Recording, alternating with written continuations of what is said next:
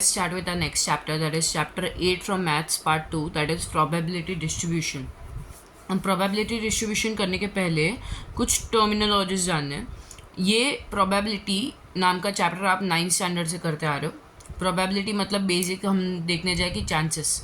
पता है 9th standard में ऐसे टाइप के सम्स होते थे जिसमें हेड्स और टेल्स या कार्ड्स या फिर डाइस इस बारे में होता था. मतलब कितनी प्रोबेबिलिटी है कि कार्ड अगर शफल किया डेक ऑफ कार्ड्स तो कितनी प्रोबेबिलिटी है कि 10 ऑफ स्पेड्स आएगा. तो कितनी प्रोबेबिलिटी, जैसे एक ही कार्ड है ना तो 1/52 प्रोबेबिलिटी है, राइट. तो वैसे ही अगर समझो 2 डाइस रोल किए तो कितनी प्रोबेबिलिटी है कि दोनों में हेड्स आएंगे, राइट. तो पहले हम लोग पॉसिबल आउटकम्स देखते थे, उसको हम सैम्पल स्पेस बोलते थे. जैसे कि 2 डाइस रोल किए तब क्या होता था कि या तो 2 हेड्स आ सकते थे या 2 टेल्स आ सकते थे, या फर्स्ट में हेड और सेकंड में टेल, या फर्स्ट में टेल और सेकंड में हेड. तो टोटल 4 आउटकम्स पॉसिबल आउटकम्स होते थे, राइट. उसमें से 2 हेड्स आने की प्रोबेबिलिटी कितनी है 1/4, कि जो अपने को चाहिए वो है 2 heads. Total outcomes possible outcomes 4 है तो 1/, टोटल आउटकम्स मतलब 1/4, राइट. तो ये ऑलरेडी प्रोबेबिलिटी, हमने ऐसा कुछ नया चीज़ नहीं, कंसेप्ट नया चीज़ नहीं है प्रोबेबिलिटी ये वर्ड. बट इस चैप्टर में थोड़ा एडवांस लेवल पे जाते हैं, जो बहुत सारी चीज़ें जिसमें तुम जो तुमने पहली बार सुनोगे, जैसे कि प्रोबेबिलिटी मास फंक्शन होगा या प्रोबेबिलिटी, फिर प्रोबेबिलिटी डिस्क्रीट फंक्शन, प्रोबेबिलिटी में डिस्क्रीट फंक्शन होता है, फिर एक कंटिन्यूस फंक्शन है. ऐसे बहुत सारी चीज़ें होगी जो नई चीज़ें पढ़ोगे. But you have to not forget what you have already learned before. So वो जो चीज़ पढ़ा था वो भी अगर नहीं आता तुमको तो एक बार रिवाइज कर लो. बहुत ईजी था. The sums related to heads and tails, या मतलब कॉइन्स या फिर डाइस या फिर कुछ भी हो गया वैसा. तो अभी यहाँ 12th के लिए हम चैप्टर स्टार्ट करते हैं. First we need to learn random experiment. अब रैंडम एक्सपेरिमेंट क्या होता है कि जिसमें रिजल्ट्स आर अनप्रेडिक्टेबल. यहाँ लिखा हुआ है रिजल्ट्स आर अनप्रेडिक्टेबल. तो ऐसा कोई भी एक्सपेरिमेंट जिसमें रिजल्ट हम प्रेडिक्ट नहीं कर सकते, भले ही हमको पता हो कि इसके पॉसिबल आउटकम्स क्या हो सकते हैं, बट एग्जैक्ट रिजल्ट हम प्रेडिक्ट नहीं कर सकते. जैसे कि समझो when you roll a dice, तो पॉसिबल आउटकम्स क्या हो सकते हैं, या तो हेड्स आएगा या टेल्स आएगा. But can you predict exactly कि हाँ पक्का हेड्स ही आएगा? नहीं, राइट. फिर वैसे ही समझो अगर कोई कंपनी मार्केट में IPO लाती है, राइट. अपना IPO लाती है, मतलब इनिशियल पब्लिक ऑफर, ठीक है. वो शेयर्स पब्लिक को ऑफर करती है, फिर लिस्टिंग होता है, राइट. तो पहले वो ऑफर करती है, तो तुम्हें पता है कि समझो या तो सब्सक्रिप्शन होगा या अनसब्सक्रिप्शन होगा. बट प्रोबेबिलिटी कितनी है, मे बी कम प्रोबेबिलिटी हो सब्सक्राइब होने की, वैसा कुछ. बट तुम क्या एग्जैक्ट बता सकते हो कि हाँ पक्का सब्सक्रिप्शन होगा ही? नहीं, राइट. फिर वैसे ही कंपनीज के शेयर्स प्राइस हो गए, तो तुम क्या एग्जैक्ट बता सकते हो कभी भी कि हाँ यही प्राइस रहेगा? तुम रैंडमली कोई तो नंबर दे सकते हो क्या, या रेंज दे सकते हो कि हाँ इस लोअर लिमिट से अपर लिमिट के बीच में प्राइस रहेगा. तो ये सारे एक रैंडम एक्सपेरिमेंट हो गए जिसके पॉसिबल आउटकम्स तुम्हें पता है, बट तुम एग्जैक्ट प्रेडिक्ट नहीं कर सकते. जैसे कि कार्ड्स वाला एग्जाम्पल हो गया. ईजी थोड़ा एग्जाम्पल देते हैं कि उसमें देखो, can you if you shuffle a deck of card और if you randomly draw 1 card out of it, तो तुम ये नहीं बता सकते कौन सा एग्जैक्ट कार्ड आएगा, बट तुम ये तो बता ही सकते हो ना कि हाँ ये 52 के में से ही कोई एक आएगा, है ना. तो these are called as random experiments जिसके रिजल्ट्स अनप्रेडिक्टेबल है, but you know the possible outcomes, still you can not figure out the exact result before doing the experiment, ठीक है. और जो सारे रिजल्ट्स आते हैं, जैसे कि 10 ऑफ स्पेड्स हो गया या 5 ऑफ हार्ट्स हो गया, ये सारे जो हुकुम का एक का हो गया, ये सब जो सारे कार्ड्स के वेरिएबल्स है वो सारे ही रैंडम वेरिएबल है, ठीक है. जैसे कि in when you roll a dice, ठीक है, तो उसमें how many times you can, if you roll a dice 3 times, so how many times you can get the 6s, ठीक है. या फिर how many times you can get the 4s. तो ये सारे जो हो गए वो उसके रैंडम वेरिएबल्स हो गए। जो एक्सपेरिमेंट किया तो वो था रैंडम एक्सपेरिमेंट, बट उसमें जो आउटकम्स है, अगर उस पर तुम एक नंबर डाल दे रहे हो कि हाँ चलो कितनी बार 6 आएगा, या कितनी बार 4 आएगा, या कितनी बार हेड्स आएगा, ठीक है, या कितनी बार हार्ट्स की क्वीन आएगी, वैसा, तो that is when you give that particular numerical value to it, that will be called as random variable। अब रैंडम वेरिएबल दो टाइप के होते हैं, एक तो डिस्क्रीट एंड कंटिन्यूस। डिस्क्रीट मतलब जिससे तुम काउंट कर सकते हो, कंटिन्यूस मतलब जिसे तुम काउंट नहीं कर सकते। कंटिन्यूस के एग्जांपल हो गए एज, हाइट, वेट, ये सब तुम काउंट नहीं कर सकते।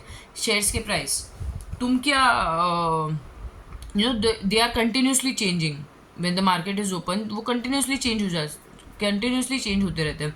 तो you can not give a specific finite numerical value to it.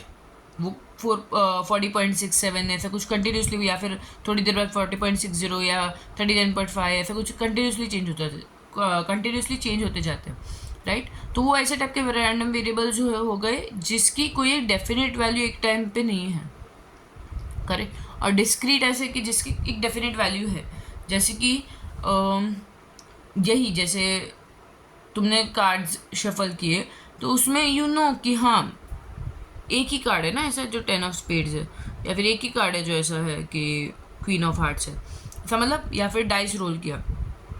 तो समझो अगर तुम रैंडम वेरिएबल ऐसे सेट करते हो कि कितने टाइम 5 आएगा, राइट, तो वो काउंट कर सकते हो कि हाँ कितने टाइम 5 आएगा।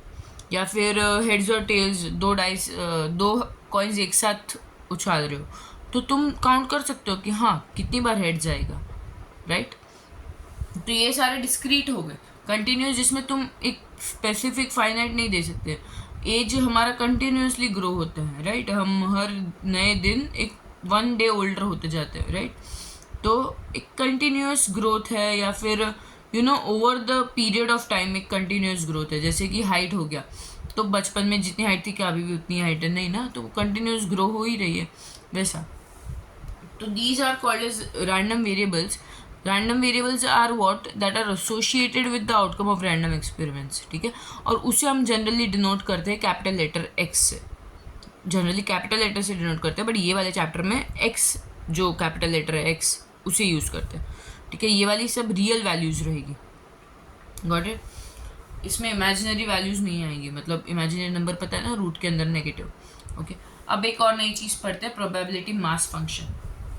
उसके पहले पढ़ते हैं कि प्रोबेबिलिटी फंक्शन क्या होता है।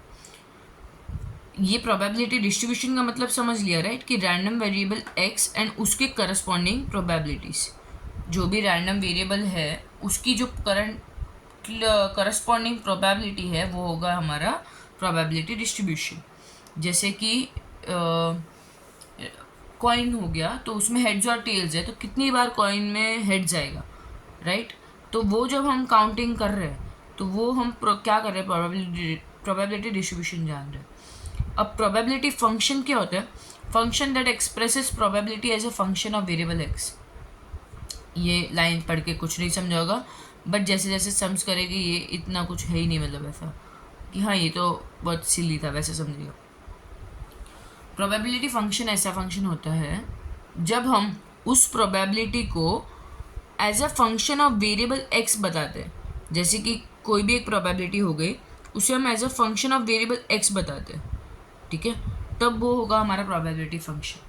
और प्रोबेबिलिटी फंक्शन दो टाइप के होते हैं, पीएमएफ और पीडीएफ। एक होगा प्रोबेबिलिटी मास फंक्शन, एक होगा probability density function. Probability mass function किसके लिए होगा, फॉर डिस्क्रीट रैंडम वेरिएबल्स, ठीक है। और पीडीएफ किसके लिए होगा, for continuous random variables. PMF की जब बात चलती है तो पीएमएफ बनने के लिए दो कंडीशंस है, ठीक है। अगर वो दो कंडीशन सेटिस्फाई हो रही है तभी वो प्रोबेबिलिटी मास फंक्शन कहलाएगा। उसके लिए हर एक probability of that random variable, हर एक रैंडम वेरिएबल की प्रोबेबिलिटी जो रहेगी that should be greater than और इक्वल टू 0। मतलब प्रोबेबिलिटी नेगेटिव नहीं हो सकती, कोई भी एक रैंडम वेरिएबल की नेगेटिव नहीं हो सकती, ठीक है। अगर हेड्स और टेल्स वाला एग्जाम्पल लेते हैं, नहीं, या फिर डाइस वाला लेते हैं, डाइस में कौन से नंबर होते हैं, 1 2 3 4 5 6, ठीक है। डाइस रोल किया तो कोई भी 1 to 6 में से कोई एक नंबर आएगा, तो 1 आने की कितनी प्रोबेबिलिटी है, 1 out of 6, 2 आने की 1 आउट ऑफ 6, 3 की 1 आउट ऑफ 6, इतनी प्रोबेबिलिटीज़ है। कोई भी जो प्रोबेबिलिटी है 1 2 3 4 5 6, ये सारी जो प्रोबेबिलिटीज़ है 1 ऑफ 6 1 ऑफ 6 1 ऑफ 6 1 ऑफ 6, वो कोई भी प्रोबेबिलिटी नेगेटिव नहीं हो सकती। इसमें रैंडम वेरिएबल कौन हो गए? ये 1 2 3 4 5 6 जो नंबर्स है वो सारे रैंडम वेरिएबल हो गए। 1/6 1/6 1/6 यही सारे क्या हो गए उसकी प्रोबेबिलिटीज़, वो नेगेटिव नहीं हो सकती, ठीक है। और उन सारों का टोटल 1 होना चाहिए। मतलब अभी कॉइन जब उछालेंगे तो हेड जाने का प्रोबेबिलिटी कितना है? 1/2। टेल जाने का प्रोबेबिलिटी कितना है? 1/2। उन दोनों का टोटल करेंगे तो हाफ प्लस हाफ 1 आ रहा है, राइट। तो सारे मतलब जो रैंडम वेरिएबल्स है, रैंडम वेरिएबल्स कौन कौन है इसमें? हेड्स और टेल्स, है ना। मतलब अगर समझो रैंडम वेरिएबल हम हेड्स की बात कर रहे हैं कि कितनी बार हेड जाएगा, तो वो हमारा रैंडम वेरिएबल होगा। अगर टेल्स की बात कर रहे हैं तो कितनी बार टेल्स जाएगा ऐसा पूछ रहे हैं, तो वो हमारा रैंडम वेरिएबल तब टेल्स हो गया, काउंट ऑफ टेल्स, ठीक है। तो हेड्स और टेल्स तो पॉसिबल आउटकम्स है, बट हम किस मतलब हमारे क्वेश्चन में क्या दिया है कि किस चीज़ का हमें प्रोबेबिलिटी निकालना है, वो हो गया हमारा तभी रैंडम वेरिएबल। तो उन दोनों की प्रोबेबिलिटी जो है वो नेगेटिव नहीं हो सकती, मतलब हाफ और हाफ आना चाहिए, मतलब ग्रेटर देन 0 है ना, लेस देन 0 नहीं हो सकता। और उन दोनों का टोटल क्या होना चाहिए? 1। Got it. वैसे ही क्यूमुलेटिव डिस्ट्रीब्यूशन फंक्शन, ये क्या होता है कि उसे पहले तो डिनोट करते हैं कैपिटल एफ ऑफ एक्स, ठीक है, कैपिटल एफ है यहाँ पे। वो क्या होता है? Probability of capital x less then small x. मतलब क्या कि समझो हमारा वैल्यूज है एक्स का 0 1 2, ओके। तो एफ ऑफ 0 मतलब क्या कि P of x less than और इक्वल टू 0। मतलब एक्स, अभी देखो, या फिर वो समझ में ही करेगा तो अच्छे से समझेगा, फिर भी एक बार देख लो। अगर समझो हमने डाइस रोल कर रहे हैं तो 0 1 2 3 नहीं सॉरी 1 2 3 4 5 6 इनमें से कोई आएगा, राइट। प्रोबेबिलिटी ऑफ 1 कितनी है? 1/6 1/6 1/6 1/6 1/6 1/6, इन सब की प्रोबेबिलिटी 1/6 है, ठीक है। अगर हमारा ऐसा पूछ रहे हैं कि एफ ऑफ एक्स मतलब क्यूमुलेटिव डिस्ट्रीब्यूशन फंक्शन ढूंढना है, तो वो क्या होगा? अगर हमने प्रोबेबिलिटी रखा है डाइस में नंबर आने का लेस देन और equal to 4, X less than और इक्वल टू 4, इसका मतलब क्या होता है कि F of 4 is equal to probability X less than और इक्वल टू 4। मतलब क्या कि probability of X is equal to 1 plus probability of X is equal to 2 plus probability of X is equal to 3 plus probability of X is equal to 4। मतलब F of x क्या होता है कि यहाँ पे एक्स समझ 4 रहेगा, तो उसमें क्या करेंगे? Probability of a random variable less than और इक्वल टू 4, मतलब 4 तक का सारा प्रोबेबिलिटी को ऐड करेंगे। मतलब ये क्या हो जाएगा? 4/6 हो जाएगा, 1/6 प्लस 1/6 प्लस 1/6 प्लस 1/6, तो 4/6। तो एफ ऑफ 4 क्या हो जाएगा?